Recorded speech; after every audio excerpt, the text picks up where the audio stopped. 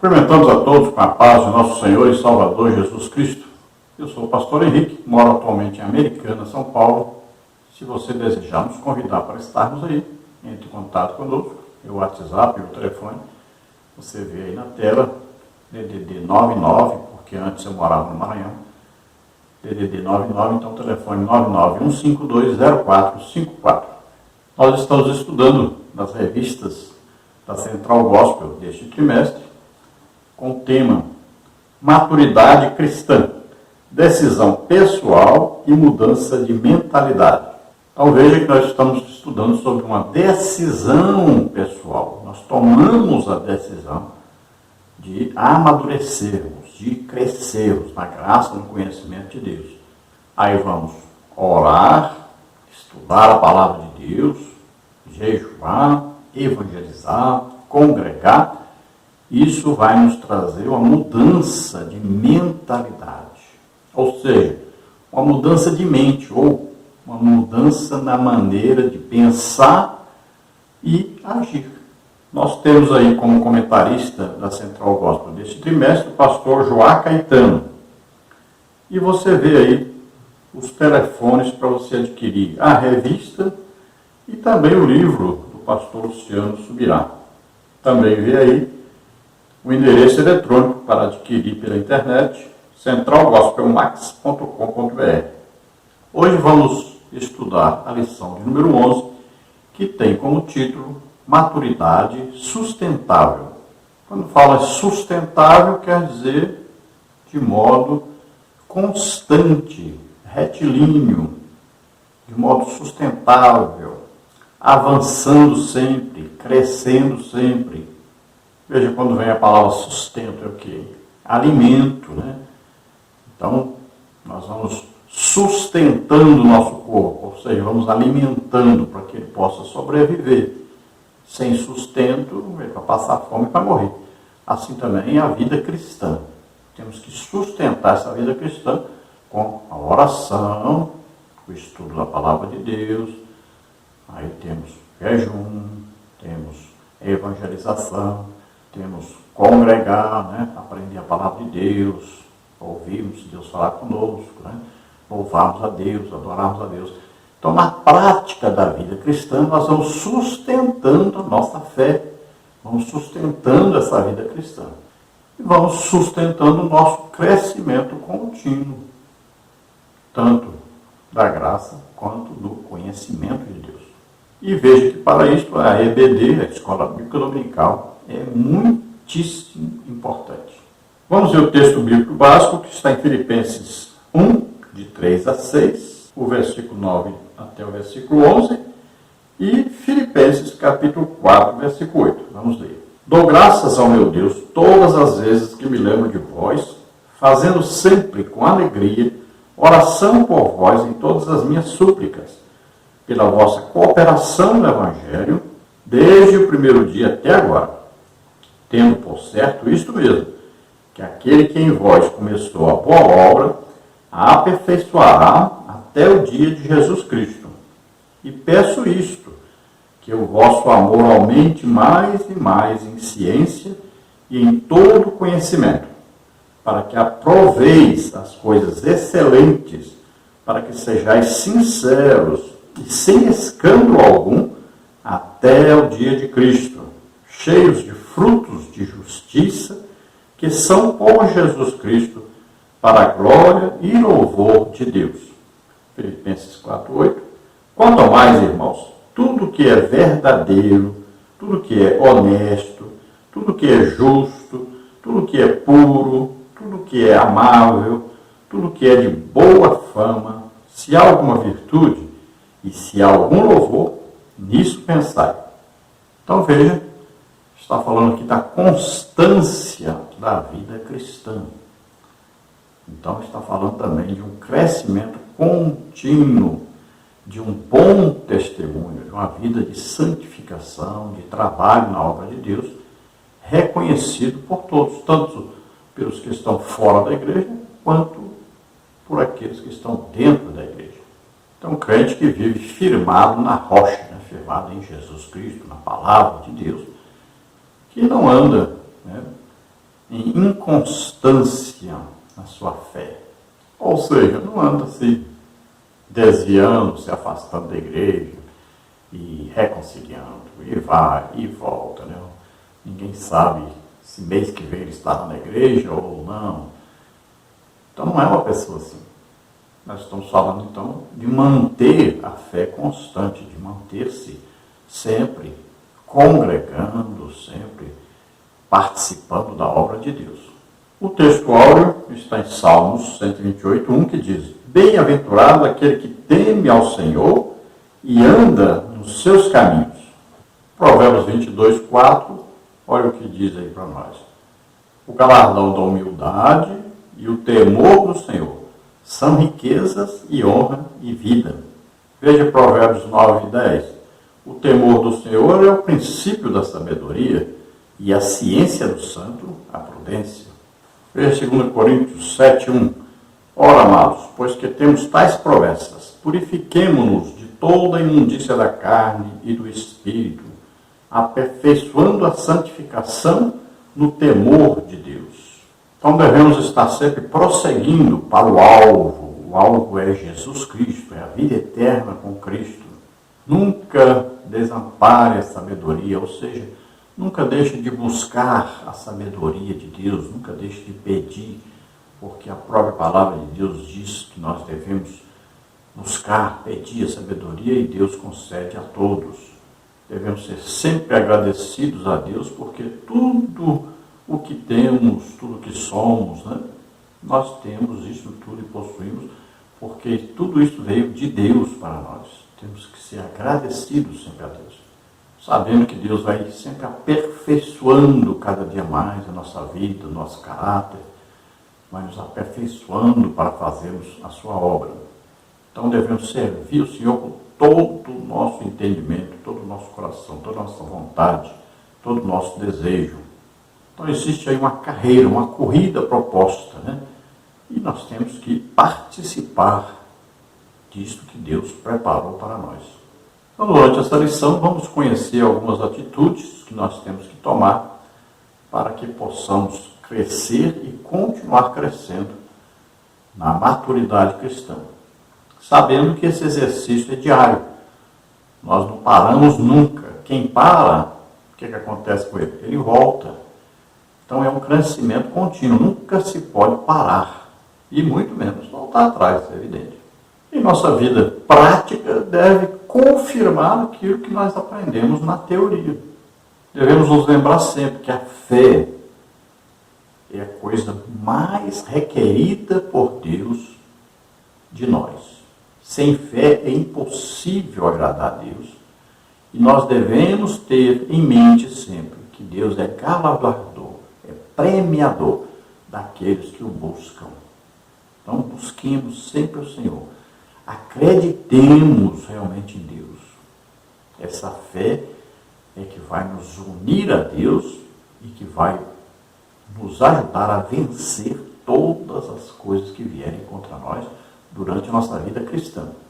Então essa fé é depositar total confiança em Deus. Olha, nós somos justificados pela nossa fé. É por crermos em Deus. Olha, como é que nós somos salvos? Olha, Efésios 1:13. Nós ouvimos a palavra de Deus, o Evangelho, falando a respeito da salvação. Aí tivemos fé nisso, olha, acreditamos nisso que ouvimos. E aí recebemos o Espírito Santo, recebemos a salvação. Olha aí, somos salvos pela graça de Deus, por aquilo que Jesus fez por nós, né? Aí o plano de salvação que ele executou. Agora, por meio da fé, por meio de acreditarmos nisso. O que adianta se Jesus fez e se nós não acreditarmos? Quem não acredita não é salvo. Então temos que acreditar. Então olha que existe aí sempre a fé presente. Nós somos justificados, então, por crermos em Deus. O que diz a Bíblia? Abraão creu em Deus e foi justificado por crer. A doutrina da justificação é importantíssima. Nós não somos salvos porque fizemos alguma coisa, mas porque acreditamos naquilo que Jesus fez por nós. Então é preciso fé. E se nós temos fé, nós acreditamos nas promessas de Deus para um futuro glorioso com Ele. Então nós persistimos sempre em estarmos em comunhão com o Espírito Santo, lutando contra o pecado, evangelizando, estudando a Bíblia, orando, porque acreditamos no que está escrito na palavra de Deus. E nós cremos que no futuro nós estaremos para sempre com o Senhor. Vamos ver a palavra introdutória que diz assim: quais exigências bíblicas devem ser atendidas para o sustento da maturidade? O que deve ser feito para que o crescimento seja contínuo?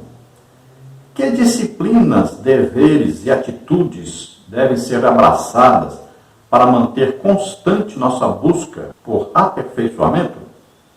Como lidar com os perigos que ameaçam destruir a excelência alcançada em Cristo? Nesta lição serão abordadas 3 atitudes que precisam ser adotadas como estilo de vida por aqueles que desejam crescer na graça e no conhecimento de nosso Senhor e Salvador Jesus Cristo. 2 de Pedro 3,18. A saber, honra, humildade e fé. Então veja que existem as exigências bíblicas para o nosso crescimento, na nossa fé, na nossa vida cristã, na nossa maturidade. Agora, para que o nosso crescimento seja contínuo, então temos que ver o que é necessário. Então existem disciplinas, deveres e atitudes que nós devemos tomar e estar sujeitos para que possamos ter um crescimento contínuo. E devemos estar atentos, porque existe sempre uma guerra, uma luta a ser travada para que nós possamos continuar crescendo, continuar em comunhão com o Espírito Santo. Então a honra, a humildade e a fé são necessárias, são imprescindíveis para que nós consigamos estar sempre crescendo e sempre em comunhão com o Espírito Santo, sempre acreditando em Deus e vencendo as batalhas. Então, nesta lição, nós vamos estudar os seguintes tópicos e seguintes subtópicos. Vimos aí o tópico 1, honra. Aí o subtópico 1, honra a Deus e aos homens. Aí vamos ver tópico 1, subtópico 1 e subtópico 1, honra a Deus. Vamos ver aí no tópico 1, subtópico 1, subtópico 2, honra aos homens. No tópico 2, nós vamos ver aí humildade. No subtópico 1, o maior exemplo de humildade. No subtópico 2, as lições do rei Uzias. No subtópico 2, subtópico 1, maturidade sustentável. No tópico 3, vamos ver aí fé. No subtópico 1, vidas marcadas pela fé. No subtópico 1, subtópico 1, a mulher samaritana. No subtópico 1, subtópico 2, os heróis da fé. No tópico 3, subtópico 2, a intensidade da fé. No tópico 3, subtópico 3, a fé valida-se no dia mau. Então, no tópico 1, vemos aí a palavra honra. Muito se fala nos arraiais evangélicos sobre honra, mas afinal, o que esta curta palavra indica? O que ela implica? De acordo com o dicionário online Priberan, honra, de derivação regressiva de honrar, dentre outros possíveis significados, indica sentimento do dever, da dignidade e da justiça, conjunto de ações e qualidades que fazem com que alguém seja respeitado, distinção que resulta de ações ou qualidades que nobilitam, pessoa que ilustra uma classe, um país, manifestação de apreço ou de homenagem a alguém. Em grego, a palavra honra significa fixar valor, estimar, reverenciar. Então, todas essas definições aí para a palavra honra. No Novo Testamento, é a palavra timal, estimar, fixar o valor, para o valor de algo que pertence a si mesmo, honrar, ter em honra, reverenciar, venerar. Tem a palavra time também, avaliação pela qual o preço é fixado, honra que pertence ou é mostrada para alguém, da honra que alguém tem pela posição e ofício que se mantém, deferência, reverência. Então veja a importância de honra. As pessoas então devem ser honradas. A nossa vida é uma pregação do Evangelho. Nossa maneira de viver. Imagine alguém que não paga as suas contas em dia. Que honra tem essa pessoa? Imagine uma pessoa que vive mentindo, que honra tem essa pessoa? Imagine uma pessoa que anda xingando, que honra tem essa pessoa? Imagine uma pessoa que se veste aí escandalosamente, que honra tem essa pessoa? Então, nós devemos tomar muito cuidado com o nosso testemunho. A honra é uma coisa que nós devemos preservar, perseverar em ter, em possuir em nossa vida cristã. E a honra tem aí dois sentidos, né? Quando é a Deus e quando é aos homens. Vamos ver então o tópico 1, subtópico 1, honra a Deus e aos homens. Honra não deve ser interpretado como um verbete aleatório, ultrapassado, destituído de sentido profundo, a ser repetido displicentemente nos cultos dominicais pelo crente. Honra é, antes de tudo, a glória, a boa reputação ou fama que se oferece a Deus e às pessoas diversas por motivos variados. Então, muitas vezes a gente fala a palavra honra e entende um sentido assim, como se fosse uma coisa normal, natural, sem valor, uma coisa assim antiga, né? Porque os antigos falavam muito da honra das pessoas. Mas veja bem que a honra tem a ver com a fama da pessoa. Ou seja, com o testemunho de vida, com a maneira que ele vive na sociedade. A pessoa tem que tomar muito cuidado com essa honra. E a pessoa chega num lugar desonrada. Por quê? Porque ela tem uma fama que chegou antes dela. Ela é conhecida por, às vezes, mentir, por não pagar suas contas em dia, por xingar, ou por viver vestido indecentemente. Então tem má fama e boa fama. Veja aí, a honra é o alto respeito ou estima mostrada a uma outra pessoa ou recebida dela, ou ainda uma demonstração de tal respeito. O conceito é expresso figurativamente no Antigo Testamento por palavras que também são traduzidas como beleza, majestade, talento, preciosidade, valor e glória. Os paralelos são significativos: glória e honra, glória e majestade, honra e distinção, dádivas, prêmios e grandes honras, riquezas e glória. Dessa forma, o conceito insere-se na adoração, que é o reconhecimento do valor. Então, devemos preservar a nossa honra, ou seja, a fama que temos, né? Todas as pessoas possuem um grau de fama. Alguns são famosos, né, por coisas ruins, outros são famosos por coisas boas. Jesus era famoso? É evidente. Todos sabiam. Jesus passou aí. Como é que você sabe? Porque um cego ouviu, um surdo ouviu de uma pregação da palavra de Deus, um ensino maravilhoso. Paulo era famoso? Paulo era famosíssimo, conhecido por toda parte. Pedro era famoso? Conhecidíssimo, famoso. Então, homens de Deus são famosos. Agora, é evidente que aqueles que querem Deus vão considerar a fama dessas pessoas boas. E aqueles que odeiam o Evangelho vão considerar a fama dessas pessoas péssima. Então vamos ver aí, tópico 1, subtópico 1, honra a Deus. Quando honramos a Deus, tornamos-nos um só espírito com o Eterno, 1 Coríntios 6,17. A figura do tabernáculo, a tenda da revelação, onde Deus manifestava a sua presença, ilustra as três dimensões do ser humano. Nas três etapas do crescimento espiritual está a maturidade. Então vamos ver o corpo no átrio. A jornada espiritual do crescimento para a maturidade começa no átrio, onde o corpo é oferecido em sacrifício vivo no altar do holocausto ao Senhor. A alma no santuário. Avançamos para o santuário, onde nossa alma agradece e louva, queimando o incenso da oração que chega diante de Deus como cheiro suave. E o Espírito no Santíssimo. Finalmente alcançamos o Santo dos Santos, o lugar mais elevado, a dimensão mais profunda e sublime, onde o nosso Espírito adora a Deus. Hebreus 10, 19 e 20. Então, usando aí a figura do tabernáculo, né, nós temos aí a parte externa, nós temos o lugar santo e temos o Santo dos Santos. A parte externa tem o nome de átrio. E agora entrando lá para dentro, onde tem ali a mesa da proposição, o candelabro e o altar de incenso, que é o lugar santo. E temos o Santo dos Santos, onde ficava ali a Arca da Aliança. Veja, o átrio, então, representando o nosso corpo, a parte externa, a parte que tem contato físico, né? Aí nós temos os 5 sentidos, aí temos a visão, a audição, temos o olfato, o tato e o paladar. Então aí é a parte onde temos contato externo, físico.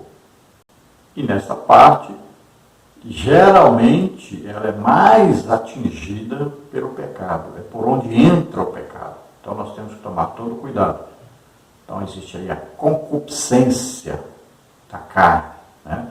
Que são exatamente esses desejos maliciosos, malignos, que podem vir para nos atacar e nos afastar da comunhão com Deus. Aí no lugar santo, aí indica para nós a alma. Veja bem, nós estamos nos aproximando do Santo dos Santos. Para chegarmos lá, temos que passar por essa etapa. Na primeira etapa, o corpo tem que ser mantido em sacrifício. Como é que você faz isso? Jejum. Né? É muito importante a vida cristã com jejum. A carne tem que ser mantida submissa. Agora, a alma é onde está o nosso intelecto, nossa vontade, onde está o poder de decisão. Então tem que ser mantido o quê? Estudando a palavra de Deus. Você quer fortalecer a sua alma, tem que ser sempre lendo muito, estudando muito a palavra de Deus, você estará fortificando a sua alma. Então a Bíblia é o alimento da alma. Temos que estar sempre ouvindo a palavra de Deus. Mesmo quando você for ler a Bíblia, leia para você ouvir. A fé vem pelo ouvir e o ouvir pela palavra de Deus. Então lá nos cultos, na escola bíblica dominical, fique atento, prestando atenção e aprendendo a palavra de Deus. E o Santo dos Santos, onde estava a Arca da Aliança, onde Deus se manifestava, onde a presença de Deus aparecia ali, então significando exatamente o nosso espírito, com letra minúscula, onde está o Espírito Santo unido agora ao nosso espírito humano, que onde está o quê? A presença real de Deus em nós, do Espírito Santo em nós. Então a parte mais importante é esta. Satanás, tudo que ele faz é para atingir esta parte. Enquanto ele não atinge essa parte, então nós ainda estamos ligados a Deus, fortalecidos por Deus. Como é que nós fortalecemos essa parte que é espiritual? Com a oração. É sempre orando, conversando com Deus. E quem é batizado com o Espírito Santo deve orar em línguas para fortalecer o Espírito, estar sempre pronto para a batalha contra Satanás e seus demônios. Veja que nós temos uma luta espiritual a travarmos. Temos que viver em constante batalha. E o Espírito é fortificado, então, com a oração. Veja aí que o próprio Deus merece toda a honra, o reconhecimento daquilo que Ele é e a atribuição do louvor que lhe é devido. Deus também pode fazer com que os homens sejam reconhecidos pelos outros. Deus deu riqueza de fazenda e honra, Eclesiastes 6:2. Ele ordenou que fosse mostrado respeito aos pais, Êxodo 20:12, e aos mais velhos, Levítico 19:32. Uma esposa virtuosa merece a estima do seu marido, Provérbios 31. Agora vamos ver o tópico 1, subtópico 1 e subtópico 2. Honra aos homens. Para honrar alguém, é preciso olhar para esse alguém com os olhos de Deus, que escrutina o coração e não se move por aquilo que é aparente. 1 Samuel 16:7. O cristão amadurecido, portanto, dá honra a quem merece honra, porque vê o outro superior a si mesmo. Filipenses 2:3. Em outras palavras, o cristão amadurecido já tratou seus orgulhos, vaidades e presunções de superioridade, entendendo que todos nós somos como um imundo e todas as nossas justiças como trapo de imundícia, e todos nós caímos como a folha e as nossas culpas como um vento que nos arrebatam. Isaías 64:6. No texto bíblico, devemos honra a todos aqueles que fazem parte do corpo de Cristo e devemos dar aos aparentemente menos dignos honra mais abundante. 1 Coríntios 12, 23 e 24. A todos os homens, ao rei e às autoridades seculares. 1 de Pedro 2, 17. Aos presbíteros, ou aqueles que conduzem a igreja. 1 Timóteo 5, 17. Aos nossos empregadores, como está em 1 Timóteo 6, 1. Às viúvas, 1 Timóteo 5, 3. Ao cônjuge, 1 de Pedro 3, 7. Efésios 5, 33. Aos idosos, Levítico 19, 32. Então veja que todos merecem honra. Nós vamos olhar para as pessoas enxergando o quê? Enxergando Deus na vida deles. Enxergando que eles podem, muitas vezes, saber coisas que nós não sabemos. Podem fazer coisas que nós não podemos. Veja bem, eles podem ir a alguns lugares que nós não podemos ir. Eles podem ter vivido coisas que nós nunca vamos viver. Veja só, então as pessoas merecem sempre serem honradas. Uma esposa virtuosa merece a estima do seu marido. Veja Provérbios 31, 25, 11, 16, 1 Pedro 3, 7. Aqueles que honram a Deus serão, por sua vez, honrados. 1 Samuel 2, 30. O homem que persegue a justiça e a lealdade da aliança encontrará honra. Provérbios 21, 21. Uma sugestão para o motivo pelo qual Deus restaura a honra aos homens de modo redentor é dada no Salmo 8,5. Deus fez um homem pouco menor do que os anjos.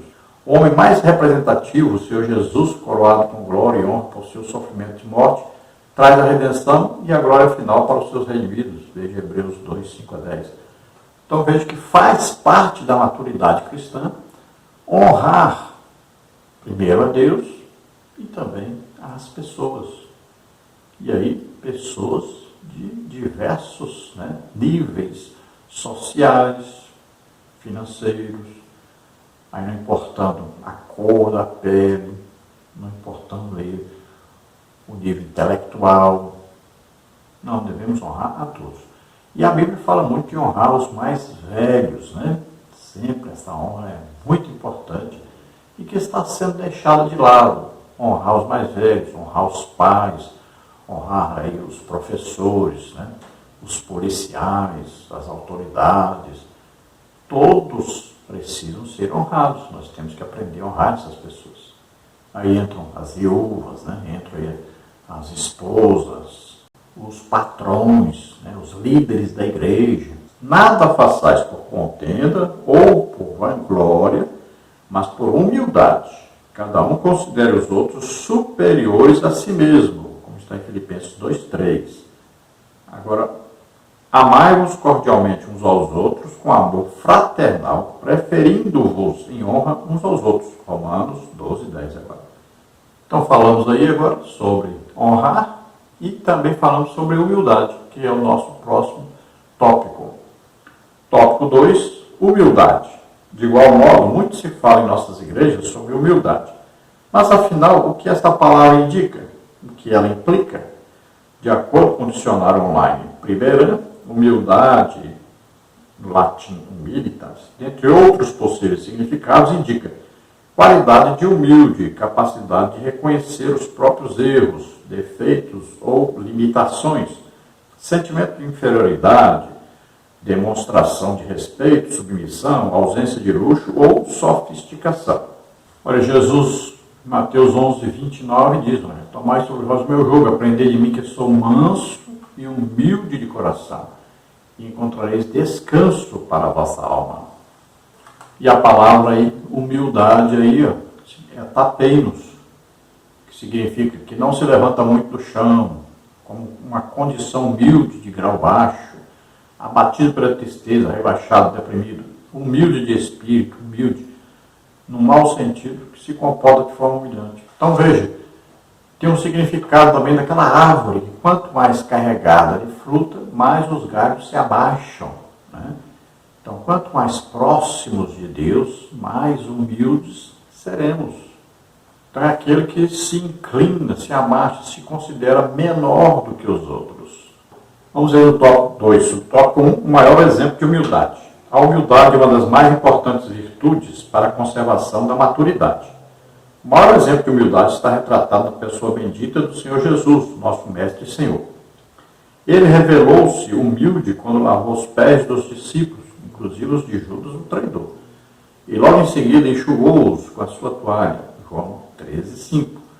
Em todas as ocasiões em que realizou grandes milagres, sempre socorrendo os necessitados, as multidões procuravam aclamá-lo, louvá-lo, mas Jesus sempre rejeitou a glória, os aplausos, as honrarias e todo tipo de homenagem. João 6,15.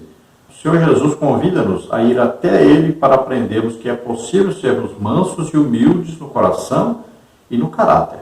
Mateus 11:28-30. Então veja que Jesus mostrou para nós, deu exemplo maior de humildade. Olha, ele era dono de tudo. Tudo que existia pertencia a ele. Veja, ele é Deus, dono de todas as coisas. Mas ele se fez homem. Era rico, dono de tudo. Se fez pobre. Veja só. Imagine Deus morando no meio dos homens. Tomando banho no rio. Fazendo suas necessidades lá no meio do mato. Comendo a mesma comida. Veja. Que coisa impressionante. A Bíblia diz que ele se humilhou a si mesmo, tomando a forma de servo, tomando a forma de homem. Imagine. Que humildade. Que coisa tremenda. Então temos muito a aprendermos com Jesus sobre humildade. Que coisa impressionante a humildade de Jesus.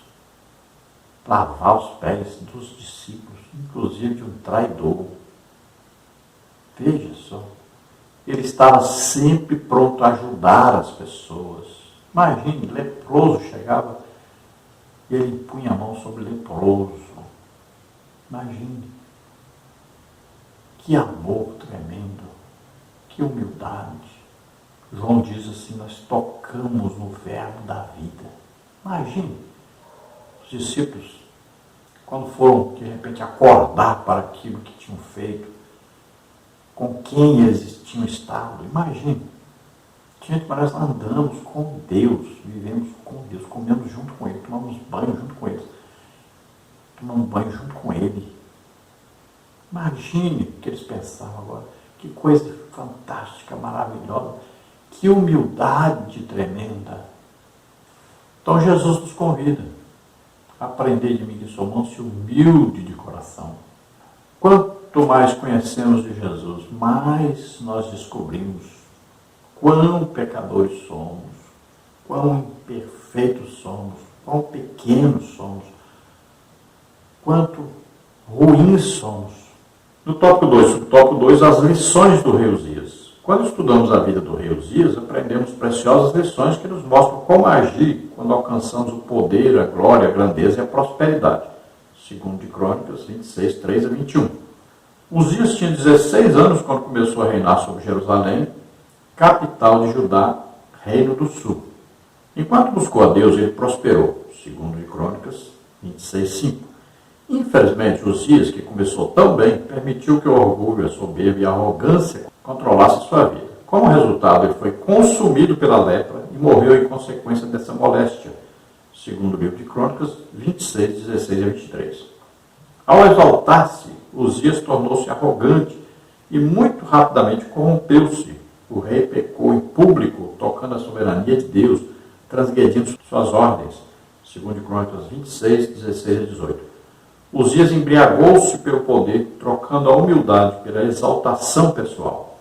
Então, Uzias é um grande exemplo, de um homem que não teve humildade.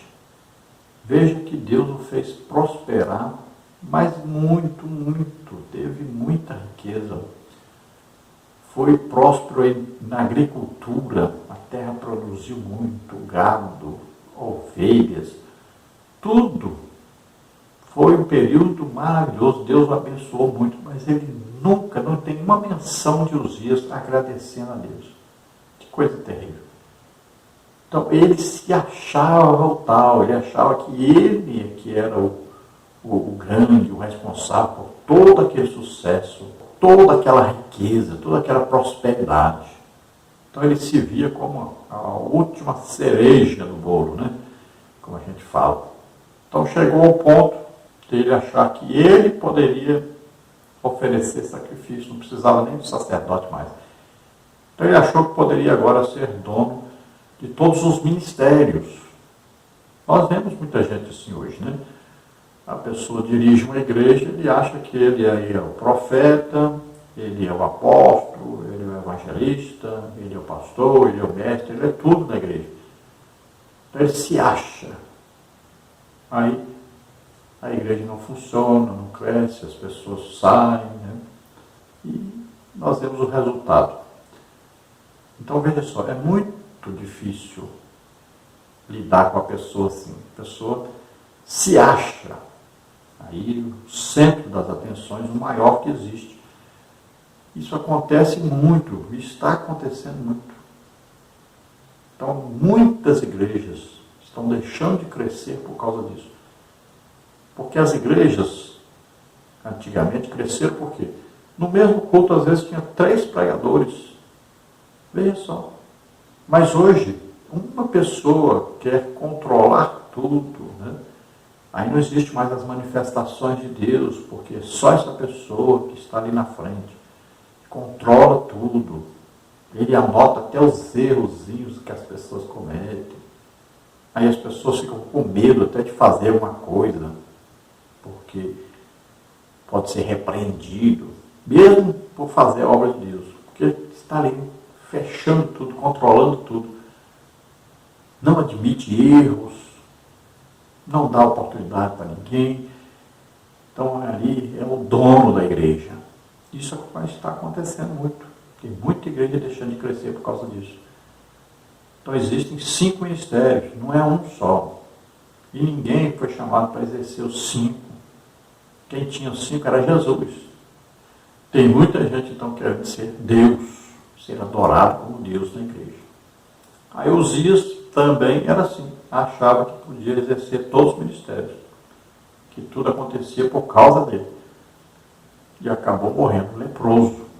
Agora no tópico 2, subtópico 1, maturidade sustentável. A partir da experiência de Uzias, quais atitudes humildes diante da glória humana o cristão deve adotar para que a maturidade seja um ato contínuo em sua vida?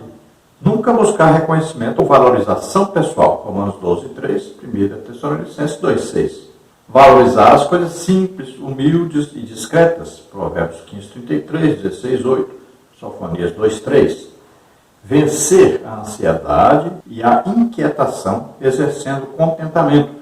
Filipenses 4:11 e 12. Então aqui, baseados, né, nas atitudes de Uzias, nós podemos então aprender coisas importantíssimas para a nossa fé cristã, para a nossa vida cristã, para o nosso crescimento contínuo e para que nós não caiamos na mesma coisa, né? Não caiamos aí na soberba.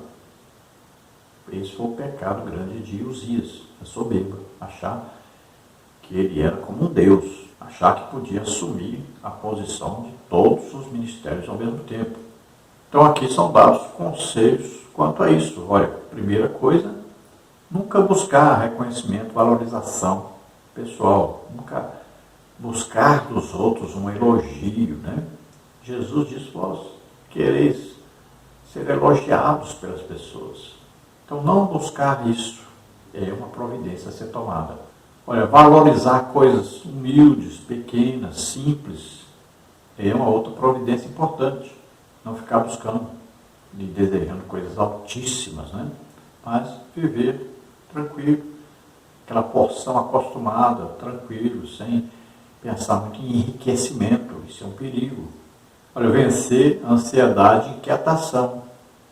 Então, acreditar em Deus, viver uma vida estável, tranquila, em paz, ficar contente com aquilo que Deus nos dá.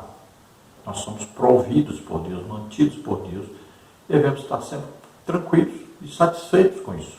Vamos ao último tópico, o tópico 3, fé. A fé é o ingrediente fundamental para a estabilização e sustentação da maturidade cristã. Exercitá-la, Romanos 10:17, vivê-la, Hebreus 10:38, e guardá-la, 2 Timóteo 4:7, são os movimentos que podem garantir a manutenção da nossa esperança. Em contraposição ao conjunto de crenças que se constrói ao longo de toda uma vida, não é possível fabricar fé, pois ela é um dom gratuito de Deus, Efésios 2:8. A fé genuína é supracircunstancial, isto é, independe das conjunturas.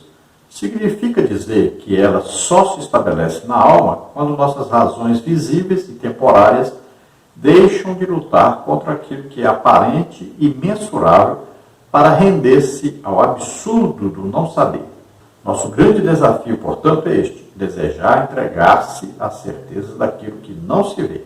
Hebreus 11:1. Então vejam, existem vários tipos de fé, nós podemos ver isso na Bíblia, e existe a fé dada a todos, que é uma fé que Deus deu a todos, e existem tamanhos de fé. Veja que Jesus disse, olha, com pouca é sua fé, homens de pequena fé. Jesus disse, olha, aquele homem, grande é a sua fé. Disse aquela mulher que tinha filha endemoniada, grande é a sua fé. Olha aí. Então existem tamanhos de fé, porque a pessoa desenvolveu a sua fé.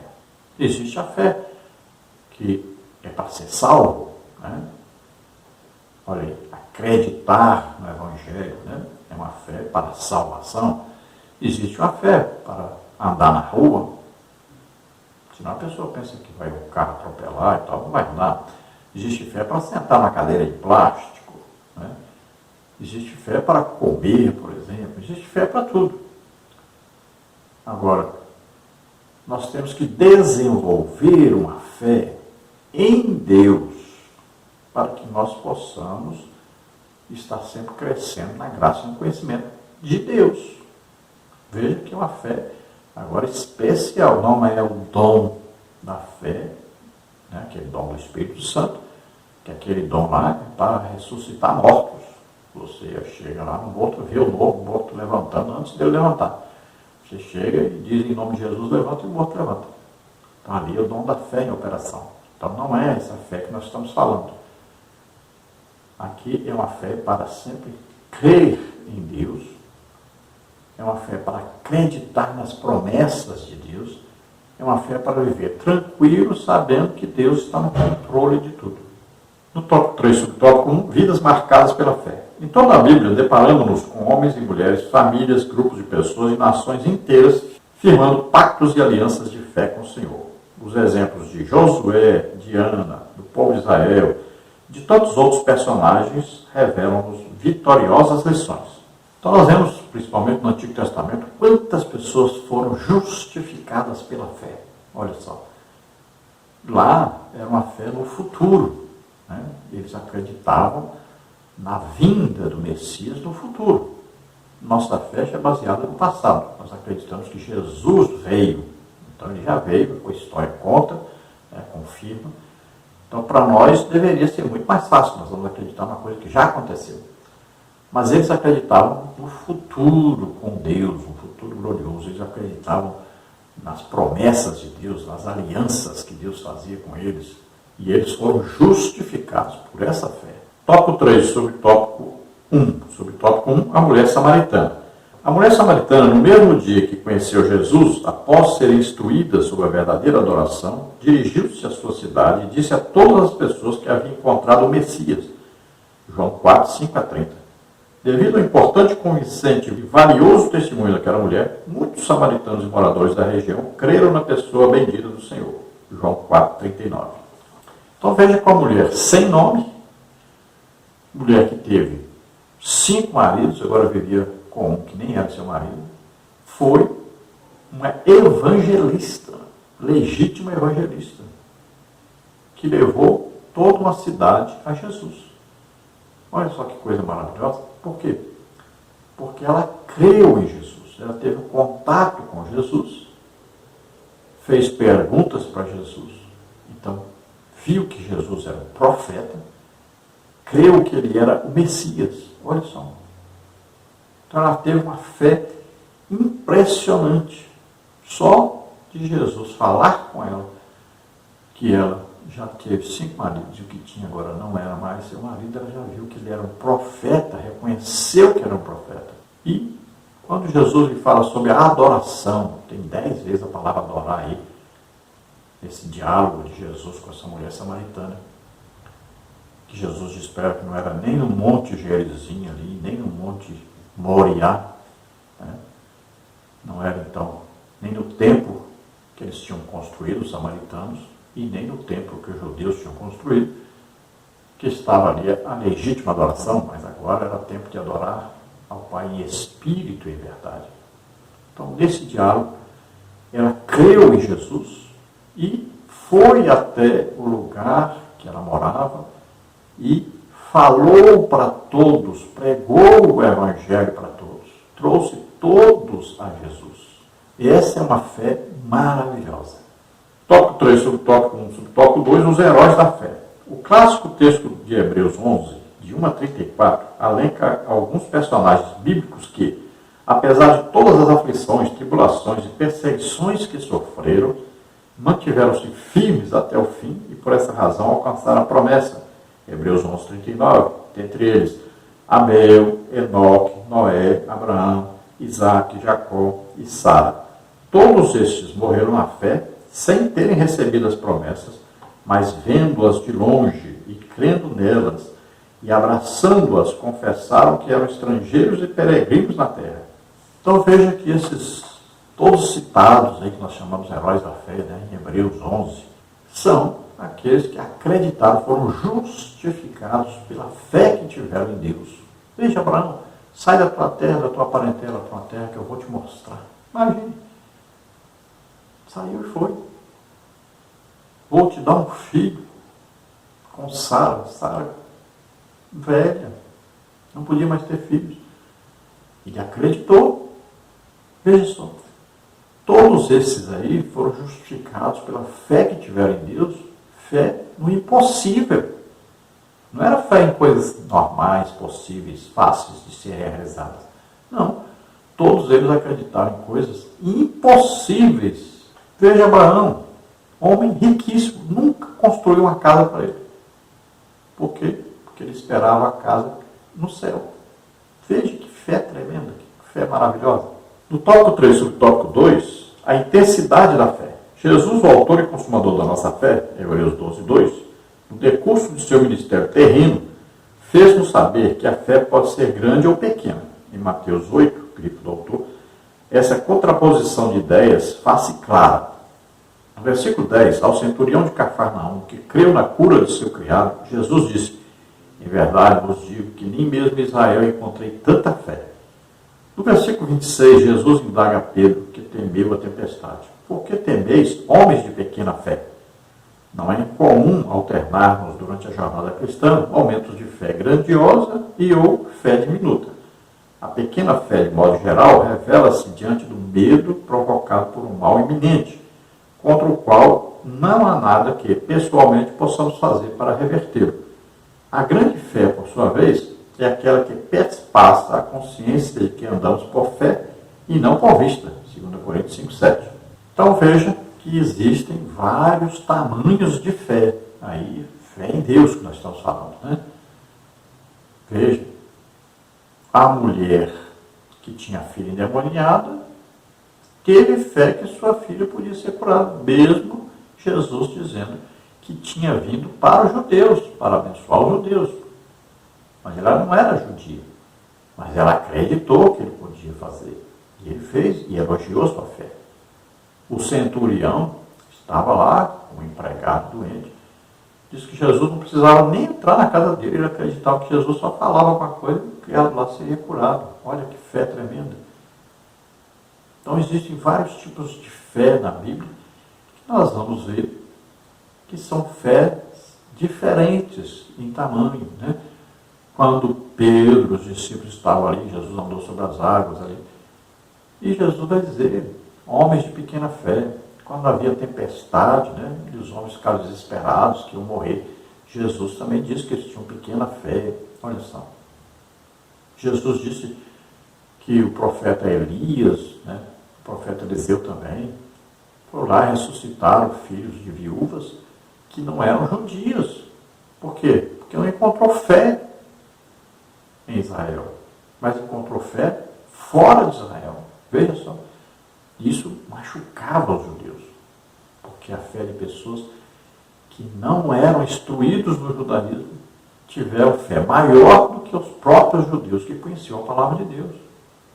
Então, fé independe da religião que a pessoa tem, independe da educação que teve. A pessoa acredita ou não acredita. Por isso somos justificados pela fé. Qualquer pessoa pode ouvir a palavra de Deus e crer. E qualquer pessoa pode ouvir e não crer. Então, a pessoa que vai aí acreditar, desenvolver essa fé naquele momento. E aí será salvo. Então, essa fé em Deus, isso agrada a Deus. E Ele é premiador daqueles que têm fé. No tópico 3, subtópico 3, a fé valida-se no dia mau.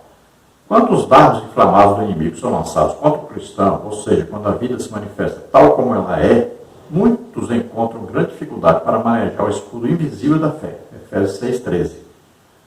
A fé que nos foi dada, entretanto, gloria-se nas próprias aflições, pois sabe que a tribulação produz a paciência. Romanos 5,3. A fé genuína, portanto, que não é um sentimento, pois fé não se sente, experimenta-se, não se manifesta apenas no dia bom, ela encontra validação quase sempre no dia mau. Tiago traz-nos uma perspectiva ainda mais desafiadora a esse respeito. Disse ele: meus irmãos, tende grande gozo quando caídes em várias tentações, sabendo que a prova da vossa fé produz a paciência. Tiago 1, 2 e 3, grifo do autor. A tribulação foge ao nosso caráter. Portanto, alegremos-nos, como disse o irmão do Senhor, quando o dia mal bater a nossa porta. Aproveitemos a oportunidade para amadurecer. Então, nós podemos perceber que quando nós estamos passando por problemas difíceis, tribulações, angústias, dificuldades, aí é que a nossa fé aumenta, aí que a nossa fé aparece. Às vezes a fé que nós nem sabíamos que tínhamos. Por quê? Porque nesse momento é exigida a nossa fé, para que nós não caiamos em desespero. Então a gente foge para Deus. Então a fé aparece. Olha aí. Então aquilo que parecia contrário, né, aquilo que estava nos destruindo, nos massacrando, olha, foi usado para nos impulsionar a fé, para nos aproximarmos mais de Deus. Veja só que coisa interessante, né? Pode ver que muitas e muitas pessoas encontraram Jesus quando estavam passando por situações dificílimas, às vezes financeiras, às vezes uma doença incurável, né? Foi aí que encontraram Jesus. Então, tudo que acontece conosco pode ser bom para nos aproximarmos de Deus. Aproveitemos todas as oportunidades, tanto boas quanto ruins, para nos aproximarmos mais de Deus, para desenvolvermos mais a nossa fé em Deus. Conclusão: o Deus da esperança e de toda consolação é o Deus da aliança, das promessas e das bênçãos. O crescimento que alcançamos e a maturidade que desfrutamos permanecerão sustentáveis na força do pacto de fé firmado com o Altíssimo, 2 Coríntios 1:20. Então Deus tem aí conosco a aliança em Jesus Cristo. Veja bem, nós estamos em Cristo. Temos aliança com Deus. E essa aliança não se acaba, é uma promessa que se cumpre. Nós estaremos para sempre com o Senhor. Confie nisso, acredite nisso. Viva em paz, tranquilo, sabendo que Deus está no controle de tudo. Lembre-se, sem fé é impossível agradar a Deus. E saiba que Deus é galardoador daqueles que o buscam, daqueles que têm fé, daqueles que acreditam nele. Não viva como a onda do mar, que vai e volta, vai e volta. Não, mantenha uma fé firme no Senhor, constante no Senhor.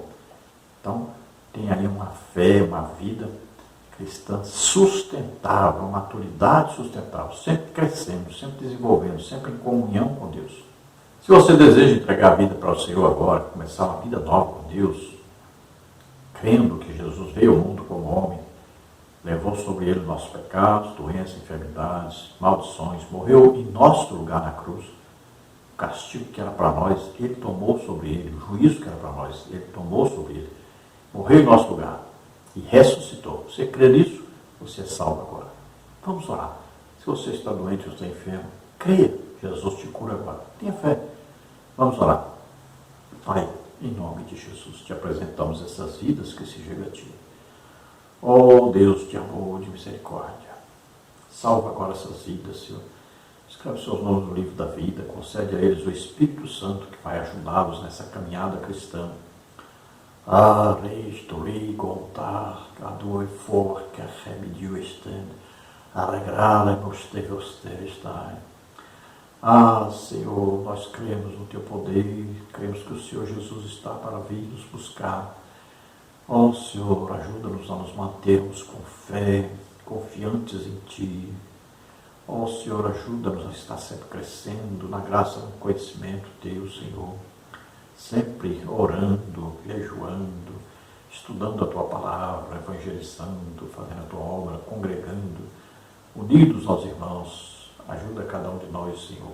Em nome de Jesus, aqueles que estão doentes, estão enfermos, sejam curados agora. Toca neles, Senhor, cura agora. Solta toda doença, toda enfermidade. Sai agora, em nome de Jesus. Toca neles, Senhor, cura agora, em nome de Jesus, Pai. Vem com a tua bênção sobre eles. Nós te agradecemos. Amém. Deus abençoe a todos os irmãos. Esperamos ter contribuído, ajudado os irmãos aí com a lição. Paz do Senhor.